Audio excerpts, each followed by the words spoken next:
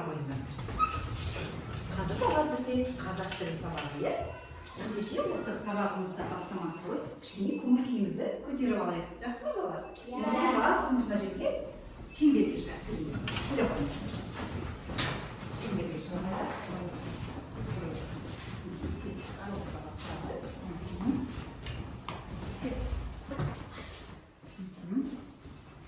Жақсы. Бүгін балалар мен сендерге мына қорапшаның ішіне сиқырлы адамды жасырып алып келдім. Осы сиқырлы адам қандай екен? Қазір мінездеме жасайық. Жақсы ма балалар? Мен бірінші бастап қандай екенін көріп айтамын. Әдемі. Назар айта ғой. Қандай? Ақылды. Дауыстан қатты шығармайтындар балалар. Білімді. Сұлу. Опасты. Талантты. Әдепті. Білімді. Әдемі. Ақылды. Тапқыр. Тамаша балалар. Сиқырлы қорапшаның ішіндегі адам қандай екен? Айна. Әркім өзінің бейнесін көрді, қандай екендеріңді өздеріңді сипаттап шықтыңдар, біреуің әдемісіңдер, білімдісіңдер, тапқырсыңдар, батылсыңдар. Ендеше осындай тапқырлықпен, әдемілікпен, білімділікпен бүгінгі сабағымызды бастаймыз. Келістік пе балалар? Иә. Отыра қойыңдар.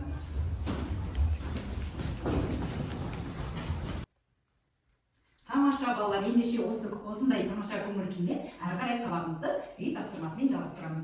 Өткен сабақта қандай тақырыпты өтіп едік? Есіңізге түсірші балалар? Сын есім, жарайсыңдар. Сын есімнің ережесі естеріңде ме? Кім айтады қане? Сын есімнің ережесі. Иә, жақсы балалар айта ғой. Заттың түрін, түсін, сапасын білдіретін сөздерді сын есім деп атайды. Тамаша, келісеміз бе балалар? Иә. Заттың түсін, тағы сапасын, түрін білдіретін сөздерді. Ал сын есім қандай сұрақтарға жауап береді балалар? Жақсы, Ерсұлтан айта ғой, тоқтан тұра ғой. Қандай сұрақтарға жауап береді? Сын есім қай деген сұрақтарға жауап береді. Өте жақсы, келісеміз бе балалар? Иә. Әрине, сын есім қандай деген сұрақтарға жауап береді? Жақсы балалар. Енді мына заттарға қараңдаршы балалар. Бұлар нелер? Жемістер, дұрыс айтасыңдар, жемістер. Енді мұны қалай сипаттауға болады? Кім сипаттап береді қане? Иә, діні тұра ғой. Не мынау? Ол алма. Дұрыс. Түсі сары. Пішіні? Сопақтай. Сопақша дейміз, жарайсың содан кейін? Дәмі? Дәмі тәтті. Осының барлығы біз осы алмұртты сипаттағанда сын есімнің ережесіне сәйкес келіп тұр ма? Жаңа өзің айтқан қандай сұрақтарды айттың? Айта қойшы. Қай деген сұрақ? Сәйкес келді ме сипатыңа? Дәмін айттық, түсін айттық, пішінін айттық, жақсы жарайсыңдар. Ал мына бұрышты кім сипаттап береді? Айлин айта ғой. Бұрыштың түсі қызыл, ал пішіні томала, дәмі ащы. Дәмі ащы. Келісеміз бе балалар? Иә. Жарайсыңдар, жақсы балалар.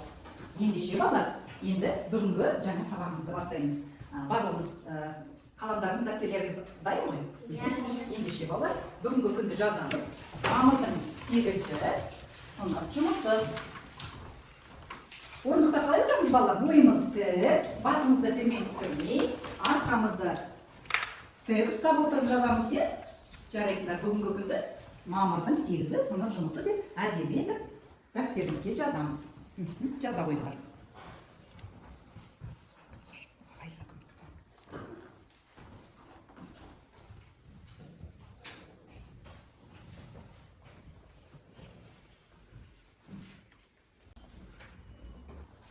Балалар, әдеттегідей алдарында өздерінің әрқайсының бағалау парақшаларын жатыр, соны әр тапсырмаға 2 ұпайдан белгілеп бояп отырасыңдар, түсінікті ғой? Күнделікті әдеттегідей қалай бояп отырасыңдар, өздеріңді осы бағалау парақшасы бойынша бояп бағалап отырасыңдар. Әр тапсырмаға неше деді? 2 ұпайдан болады, жақсы ма? Түсінікті ғой? Жарайсың. Бағалауына? Бояп дейсің.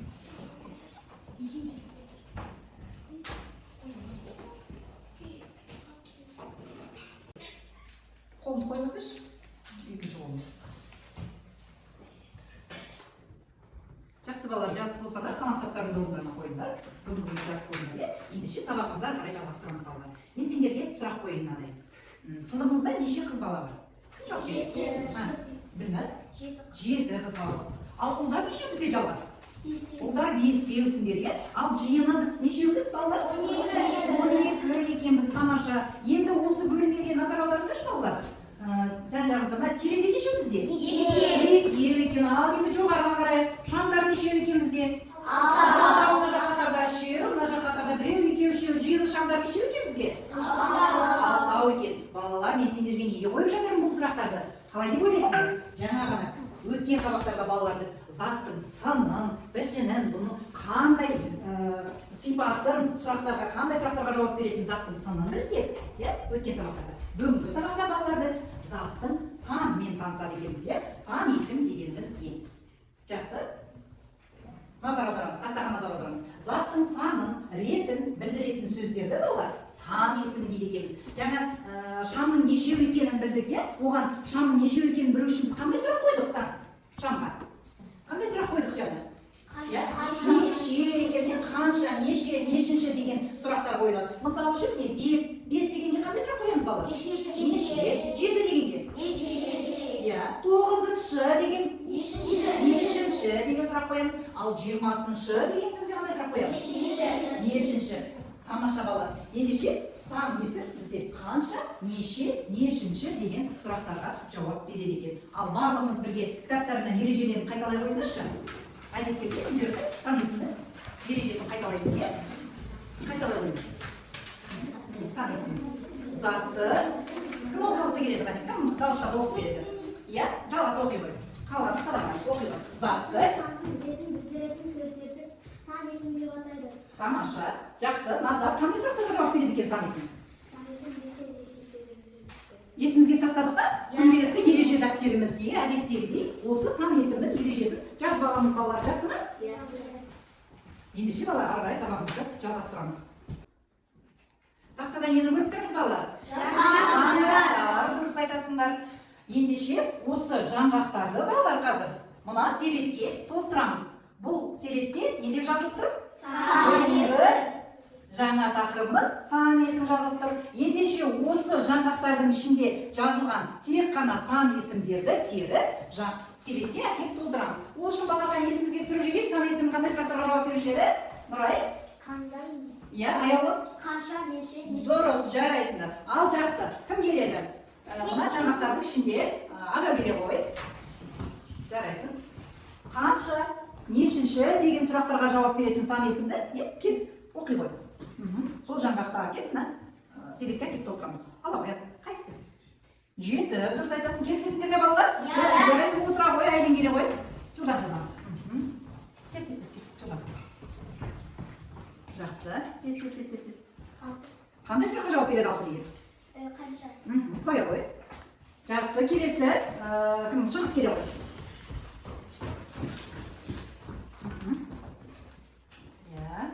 Дұрыс, қандай сұраққа жауап береді? 9. Неше? Жарайсың деп сұра қой. Келесі, жалғас келе қой. Қандай сұраққа жауап береді? Нешінші? 9-шы? Нешіншіге жарайсың. Жалғас отыра қой. Ерсұлтан келе қой. Жылдам балалар, жылдам тұтаттырамыз. 10 дейді. Қане оқы қойшы? Қандай сұрақ? Неше жарайсың, себетке сан есімде жапсырамыз. Тағы сан жар келе қой.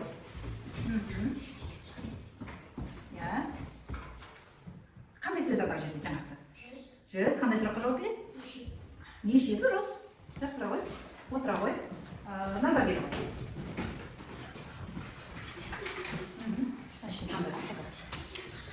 Қандай сөз? Қандай сұрақ? Нешінші жарайсың, дұрыс. Жапсыра қой. Жақсы, тағы Ділназ келе қой, Ділназ келгісі келіп отыр. Ес. Қандай сөз алдың? Анда жаңақта қандай сөз жазылған? Бірінші сұрағы? Жарайсың, дұрыс. Балалар, оқулығымыздағы 21-ші жаттығуға назар аударыңдаршы. Мақалды көркем жаз деп тұр, Көрдік пе 21-ші жаттығу кім оқығысы келеді қане? Назар оқи қойшы қане? Қараймыз. Дауысын шығарып оқи қой. 7 жұрттың тілі біл, 7 түрлі білім біл. Енді осы дұрыс айтасың, 7 жұрттың тілін біл, 7 түрлі білім біл дейді. Осы мақалды көркем етіп жазамыз балалар, және де осы мақалдың ішіндегі кездесетін сан есімнің астын қара қарындашымызбен сызып қоямыз. Түсінікті ме балалар, тапсырма? Жақсы, ендеше орындаймыз.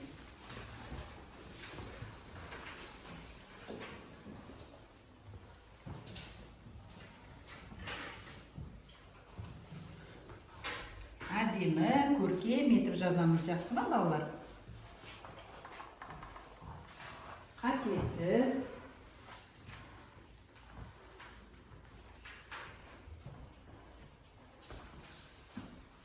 Жаттығуды орындап болған соң сан есімнің астын қара қарындашпен сызып қоямыз.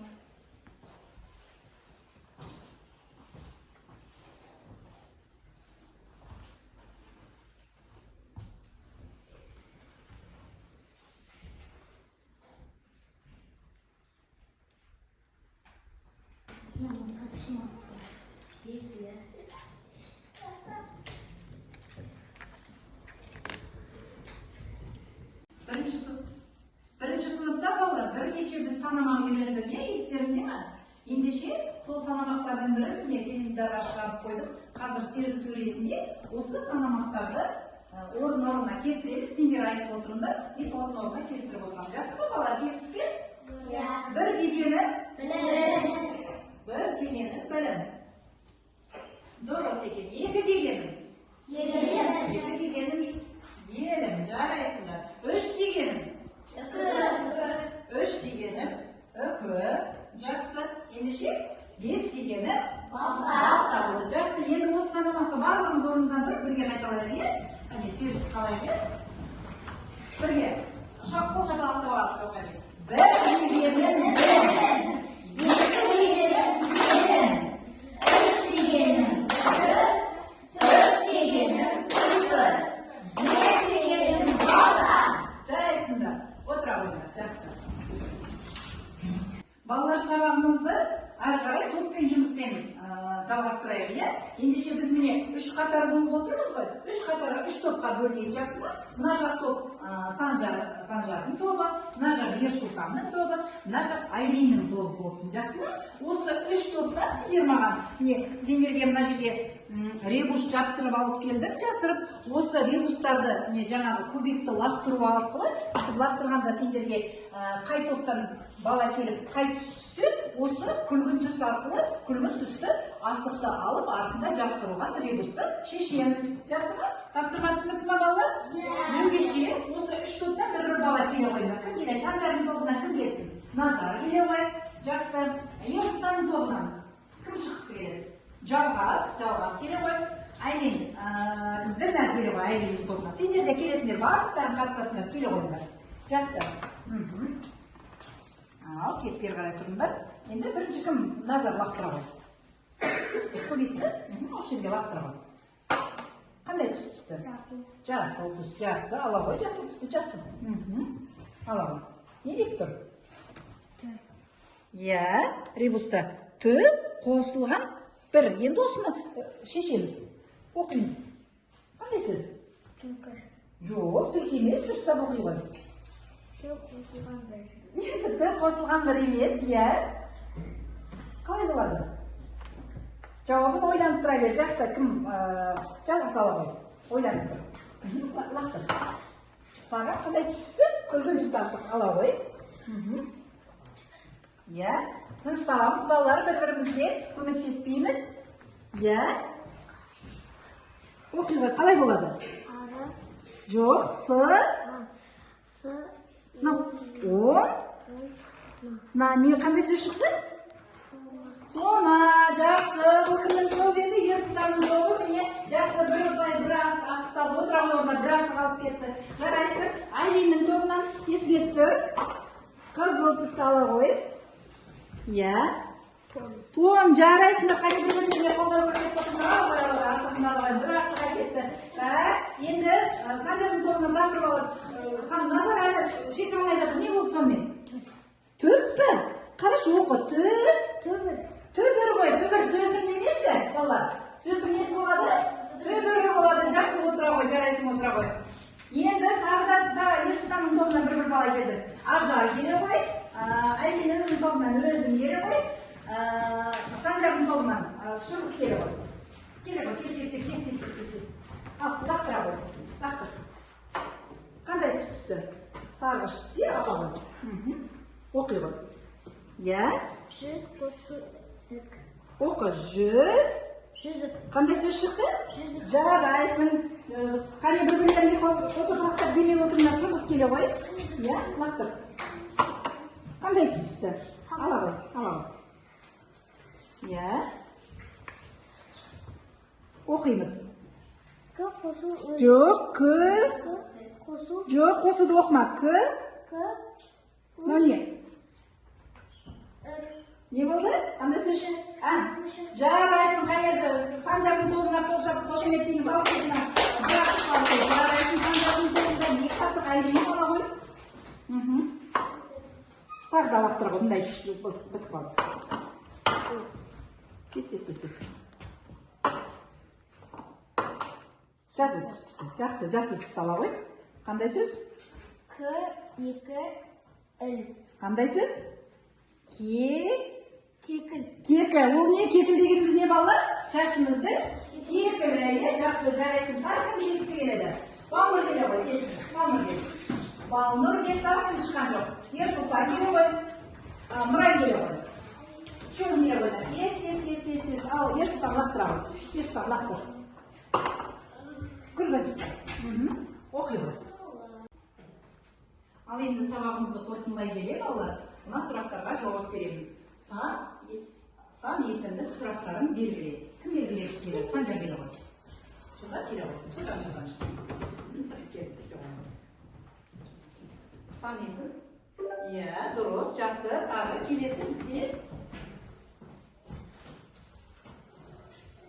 Келесі, нешінші сұрағына жауап келетін сөзді тап. Кім тапқысы келеді? Аяулым келе ғой. Жылдан келе ғой. Жылдан балды.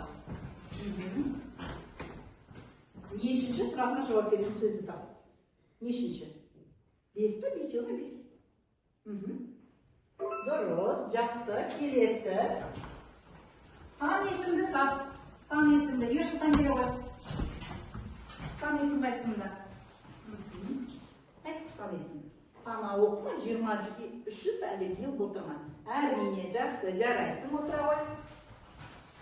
Келесі, сөйлемге сан есімді тап, Олжас бірінші орын алды. Кім табады сөйлемге? Я, кім тапсы? Кім нәрсеге ғой? Тез жылдан. Я? Дұрыс, жарайсыңдар балалар, тамаша.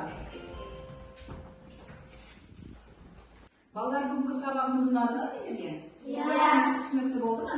Неше жақсы, осы тақтадағы өздерінің есімдерін жазылып тұр. Егер де сабақта толықтай түсінсеңдер, жасыл түсті басасыңдар бағдаршамны. Әлі де сұрақтарың болса, сары түсті басасыңдар. Түсінген жоқ, сұрақтарың бар деген болсаңдар, онда қызыл түсті басасыңдар. Жақсы, аттарын аттыр, ділназ келіп.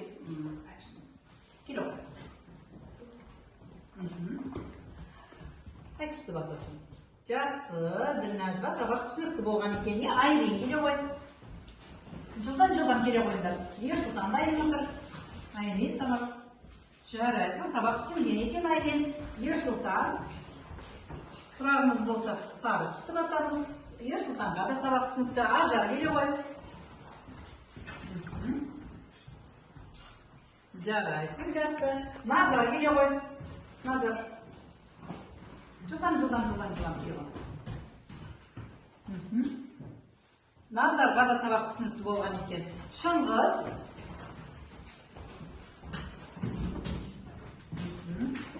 Қай түсті таңдайсың?